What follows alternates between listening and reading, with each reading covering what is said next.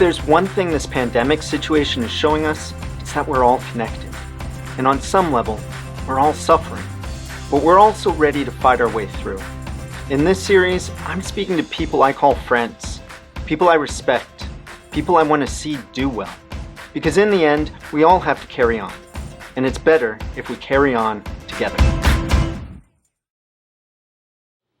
Thank you, Wayne and Callie, for joining me today. How are you guys doing? Good. Rainy day. And how are you faring through all of this? We have definitely had to make some adjustments. I know at first we were really concerned about how we were going to survive the pandemic of 2020. And after taking a little bit of time to breathe, we started to think constructively, okay, these are the things we can't do. What can we do? How can we take what we already have and then just translate it into a different format or a different medium so that we continue moving forward regardless? So let's back up just a little bit. And for people that aren't aware of who you are, what you do, can you just give a little description of what Sage's Entertainment is? Sure. So Sage's Entertainment has kind of two different components. We have an entertainment portion of our company, which is balloon twisting, magic, bubble art, as well as decor. And then we also have a education component, which is science, technology, engineering, arts, and math, or STEAM programming. So we do robotics and computer programming and things like that with schools, after-school centers, rec centers, and the like. So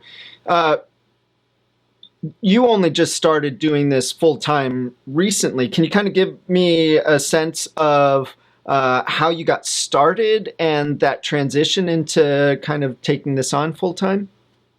Sure. So we started Sage's Entertainment as a business about 2 years ago. And it was kind of a side thing that we were hoping that we could get out and work together as husband and wife and have some fun and provide some community and some smiles to some people. And then, sadly, last fall, the nonprofit that I worked with for 16 years dissolved as an organization kind of abruptly. They told us on a Friday that Monday was our last day. And then we kind of went through that and then decided that we could really sustain our business with the connections that we already had, plus making new connections with Sage's Entertainment. Got it. But it wasn't as simple as that. It was a process. When you have some sort of a shock, you have to process things and take a little time to breathe and figure out your new path. And so, in a way, we had already done that when Wayne lost his job, and then the COVID pandemic happened, and we were like, okay, well, we just did this. So let's rewind and regroup and then I guess do it a second time. Yeah. Well, how was it going right up until, things happened? How was that trajectory progressing before the pandemic? Really positively. We had almost an entire year booked out. We were booked out until probably the beginning of fall, September, October. And it was looking really promising, like, hey, we could actually build this business and make this sustainable, enough to pay our bills. And that's really what we want, is just enough money to pay our bills, maybe go on a vacation every once in a while. Yeah. So it was really promising this year. Yes. It was good, and we have some larger contracts that we were able to secure, and everything was looking on the positive trend. And Callie, what is your background? Wayne, I know you have been working with youth programs as long as I've known, but what's your background, Callie? So I've mostly been in the nonprofit sector, working with youth organizations, an organization for adults with developmental disabilities, but I do a little bit of everything.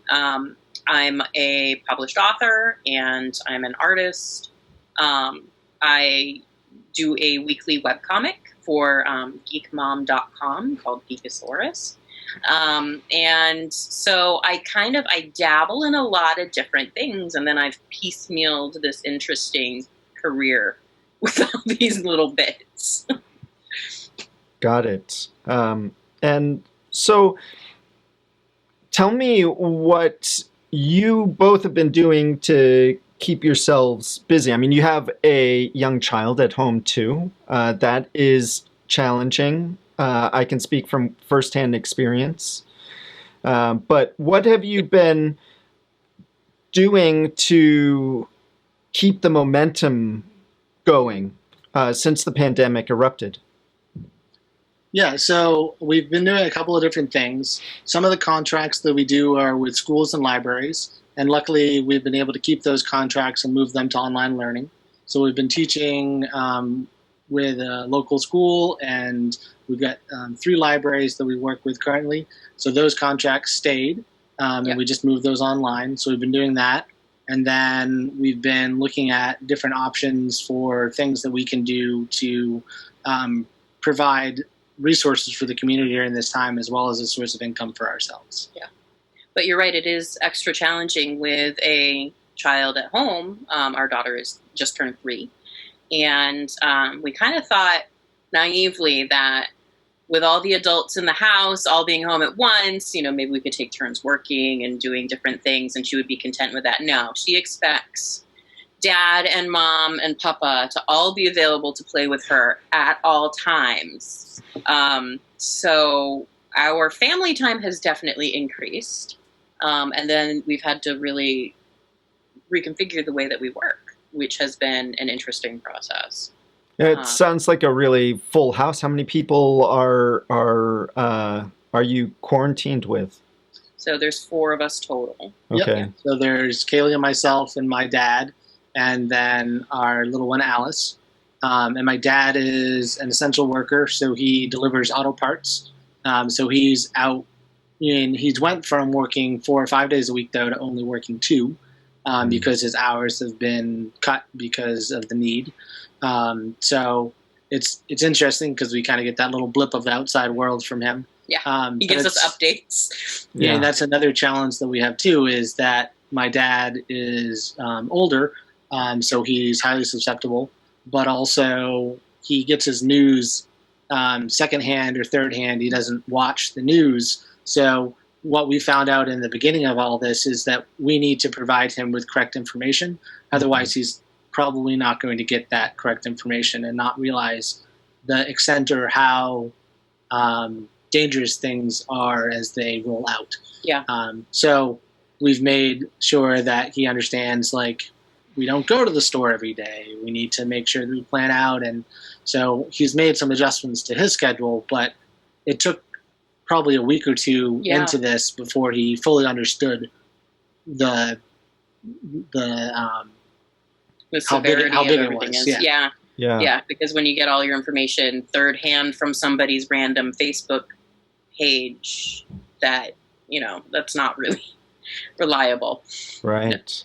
Yeah, the same with me, encouraging my parents, my dad in particular, to step back from going to the store. My mom is immunocompromised, and it's certainly frightening, the prospect of it.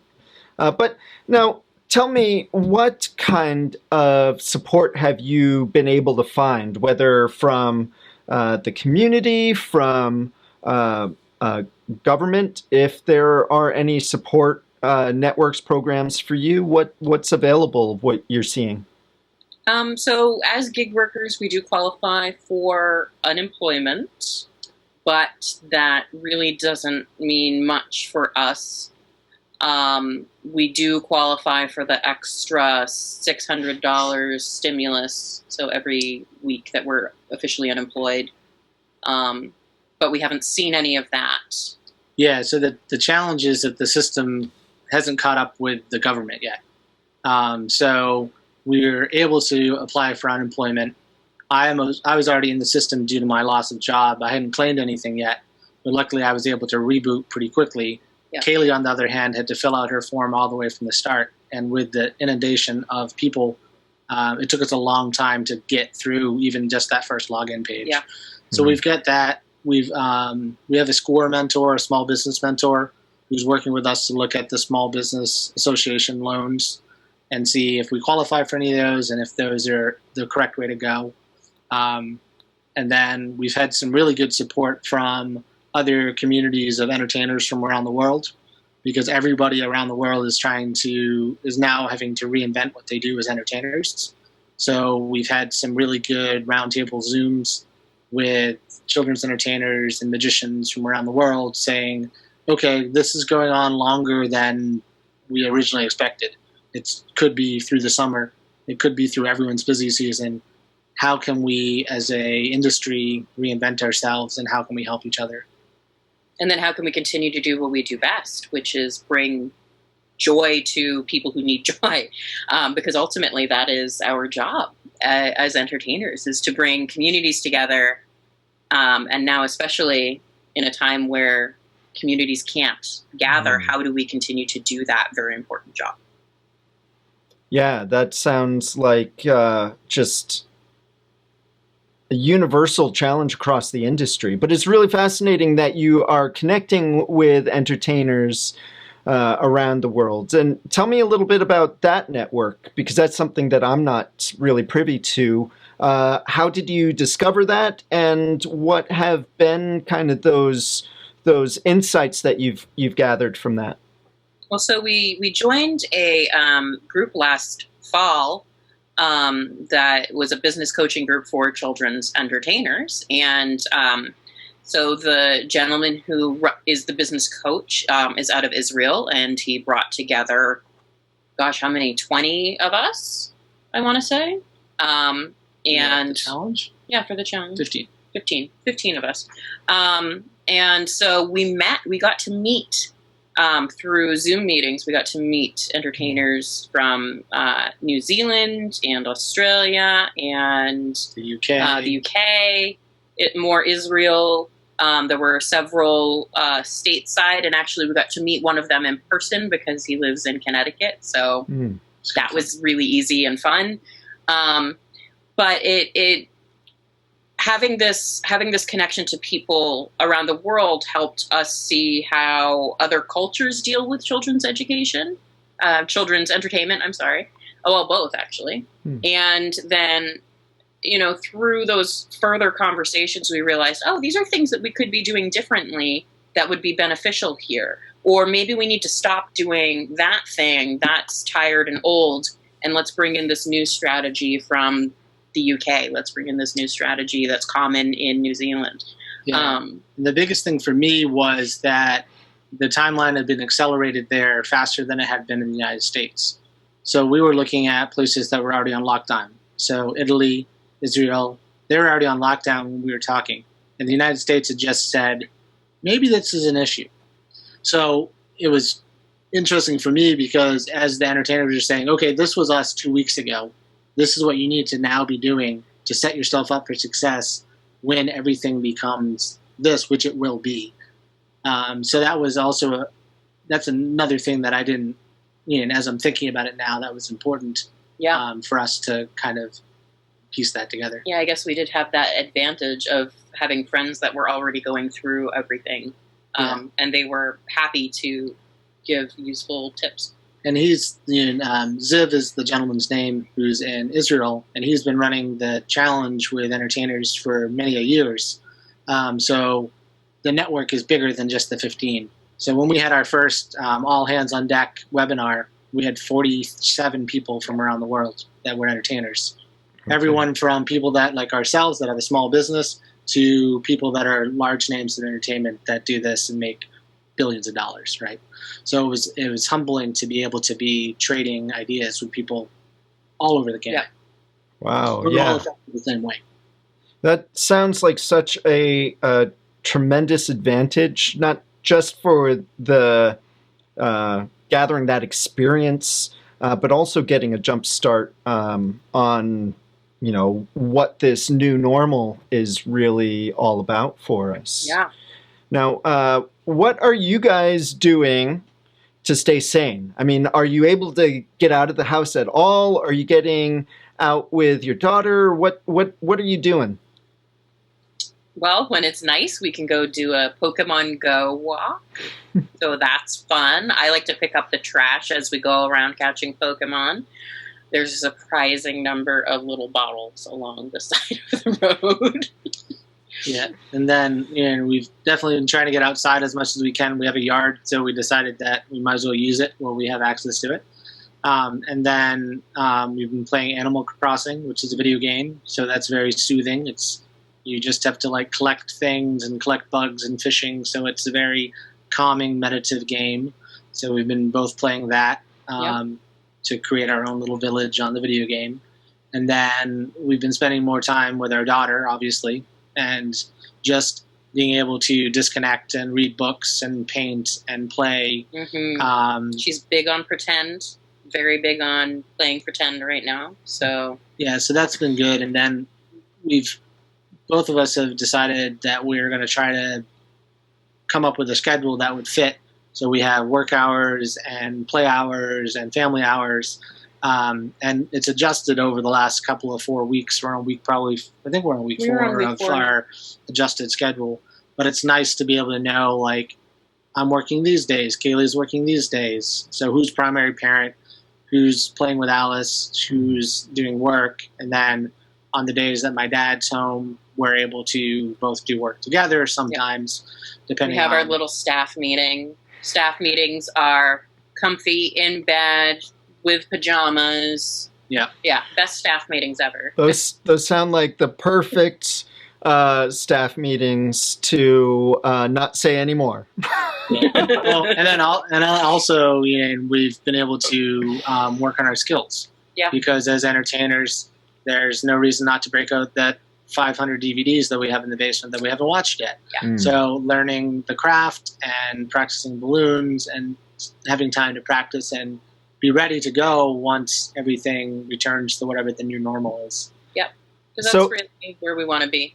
Yeah. So along those lines, what do you see coming up in the coming months? Assuming that we start to see a fading to the threat and that we slowly start to reemerge. What do you see in the coming months for you and for the business? I'm really hoping for fall. I'm not optimistic about summer, but because most of our jobs for the summer have been canceled or postponed. Mm-hmm. But fall has yet to decide where it lands. So if we could do some fun fall festivals and activities. We love Halloween, so getting together a Halloween show is at the top of my priority list because that would be super fun. That would be the perfect timing. Would be September, October. Yeah, and just looking at, the ideal would be that people are able to gather again and able to participate in the types of events that we do, which is fairs and festivals, shopping plazas, movie theaters, all stuff like that. And then the other piece is it might be that we're doing more outdoor shows this year than indoor shows because there's able to be more space in between people. So that's another thing that people are preparing for is people that never perform outside are now getting ready to perform outside because that might be the new normal is that all these events move outside where it's open air. And on top of that, we've been developing a magic curriculum that we're going to be teaching online once we're all set up. But then being able to take, if we're allowed to gather in small groups, I'd love to take those online classes and have them be in-person classes. Because then we have more ability to practice in real life. Practicing online is great, but being able to get up on a stage and get true feedback is more helpful. And one of our goals with that too is where we are going to be offering those online classes to students. So there's a kit that's going to be mailed home, and then they're going to meet with us on Zoom to learn the tricks, and then they have video libraries so they can practice as well. And then the ultimate goal would be to get all those students together once we're able to and have a celebration. Some sort of big party. Yeah, party. So everyone can meet each other and practice their tricks on each other in real life and have that culmination to the classes. But really that's been our primary focus other than our current contracts is to get we've have the curriculum learned, and now we're just starting the marketing machine to get people to attend those classes.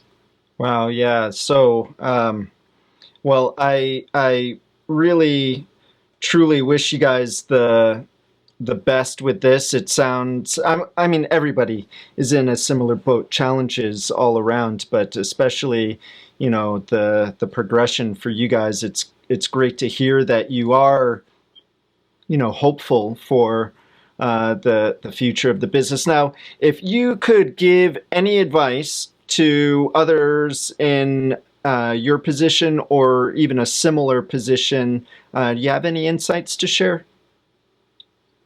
Well, I think the biggest thing for us is that you need to slow down to speed up. So that's one of the things that I've learned a lot in the last couple of months, even before this, is if you can slow down and make a purposeful plan, it's better to keep yourself accountable and to do manageable chunks. So if you have manageable chunks on a plan, it's you're more easy to stay on track and be able to keep yourself accountable. Great. I guess my little tidbit of advice is, you know, it's okay to breathe and process what's going on. But then at some point, when you're done with that, and everybody will at some point be done with that, think about, what can I do that I'm already doing, that all I have to do is switch to a different format, switch to a different platform. You know, how can I take what I'm already doing and just provide it in a different way? Because that's currently our new normal, is learning how to provide things in a different way. And you might find that even when this is all over, those methods are still very, very useful. Well, again, thank you both for taking the time to speak with me, and thank you all for tuning in once again. Remember to like and subscribe to this channel, and until next time, well, first thing, leave a comment for Wayne and Callie down below this video, and until next time, carry on. See you guys. Thanks, Dan. One more favor of you. Is there anything showy that you could quickly pull up, grab, and put on a little show for us? Do you have any cards near you? If you have a deck of playing cards, I can do a trick for you. I have, let's see. You need 9 cards. That's You all just you need 9 playing cards. All right. I'm going to take the cellophane off. All right. There you go. So it's a brand new deck. So it's a brand new deck. Should I shuffle? Yeah, shuffle it up and then grab 9 cards. All Doesn't right. matter what I'm gonna should I pull the Joker out? Yes. Both Jokers. Pull the Joker out. All right. Are there any weird cards Like in promo there? cards or like promo whatever else? cards. Take those out. You don't need those. Let's see. Any? Nope. Looks like that's all. All right. Let's see. Let's see how my my shuffle skills are. All right. I'm not a card shark. All right. Okay. All right. Let me give it one more shuffle here. Let's see. All right. Man, they still have that new smell. The new card smell. I love that smell. Yeah. All right. We have a couple of board games downstairs that I'm excited to open up for that reason. All right. I'll give it just one last, just to really shuffle them. All right. I'm all set. All right. Grab 9 cards out of Okay. your deck. And then you can put the rest aside. We don't need them. 2, Right? 3, 4, 5, 6, 7, 8, 9. All right. I took them off the top.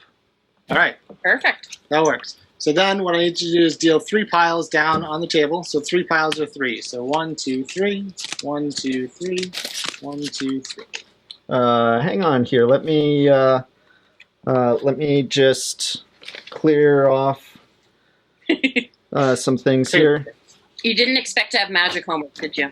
No, I didn't. But you know what? I asked for it, didn't I? You Yes, you did. All right. I'm going to just...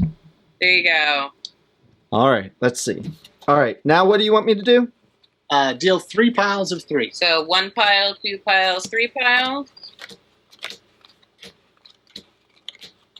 All right. All right, so I want you to pick one of those piles, whichever one you like. Pick it up and look at the bottom card, but don't show it to me. And memorize that bottom card for me. Should I show the camera? Do Nope, not show the don't show the camera. camera. Okay. All right. Magicians will All right. cheat. And then take that stack that you just had, pick it back up, Okay. and you're going to pick up the other 2 stacks right underneath it. Doesn't matter which order. Okay. All right, so every card in the deck has a name. They actually have 3 names, just like humans. So every card has a first name, a middle name, and a last name. So what we're going to do is you have a card that you looked at and you memorized. I don't know what it is. So what I want you to do is I want you to spell its first name. So, for instance, if I looked at the 4 of hearts, 4 would be the first name. So I'm going to deal down F-O-U-R. So I want you to deal down, don't tell me what the name is, deal down the first name of your card. Okay. And then go ahead and take that stack that's in your hand and put it on top. And then pick it up, once again, the whole pile. And then the middle name of all the cards is actually the same, which is kind of strange. But the middle name is of. So go ahead and deal down O-F, and then put the stack in your hand on top. Okay. And then the last name is the suits. So hearts, spades, clubs, diamonds. Whichever one you have, just go ahead and pick up the stack, deal it down. So if I had hearts, I would deal down H-E-A-R-T-S. Okay. Put the stack on top. And the rest on top. Rest on top. Okay. Now we need a little bit of magic. So go ahead and pick up the stack, and you're going to deal down magic. M-A-G-I-C. Okay. And then on top? Nope, put those off to the side. We don't need those. Okay. So without looking at it, pick up the top card of that stack without looking at it. Okay. And then for the first time, tell us what your card was. 5 of spades. All right, go ahead and take a look. And that is a little bit Whoa! from us to you. Oh, that's amazing. Oh, but it's backwards. I'm going to have to flip it. Amazing! There you go.